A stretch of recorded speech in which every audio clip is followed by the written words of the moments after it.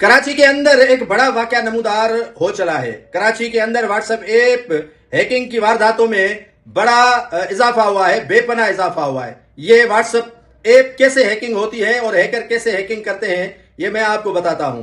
नाज़रीन, होता यूं है कि किसी भी अननोन नंबर से कॉल आती है और कॉल जैसे ही बंदा रिसीव करता है तो उसको कहा जाता है कि आपने पार्सल का ऑर्डर दिया था, और वो अगला कहता है जी हाँ मैंने पार्सल का ऑर्डर दिया हुआ है। तो कहते हैं कि आपका पार्सल आ गया है और आपको ये पार्सल के नंबर आएंगे जो आपके मैसेज में, वो हमें नंबर बता दीजिएगा ताकि हम आपको उसी एड्रेस पर पार्सल भेज दें। और काफी अननोन जो लोग होते हैं इस सारे मामलात से बेखबर होते हैं, उनके साथ ये दो हाथ हैकर कर जाते हैं और उनका व्हाट्सएप हैक हो जाता है। फिर जब वो बंदा बताता है, उनको रिप्लाई देता है, कॉल 2 या 3 मिनट के बाद आती है और फिर उनसे पूछते हैं कि आपके पास जो नंबर आया है वो हमें बता दें।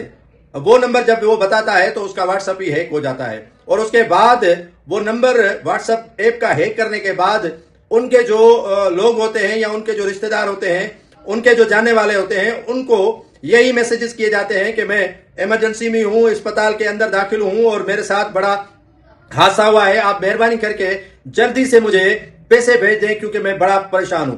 कई एमपीएस इस तरह लुट गए, कई एमएनएस के साथ हुआ, सेनेटर्स के साथ हुआ। ये कराची में न थमने वाली वारदातें जो है वो अब शुरू हो चुकी हैं।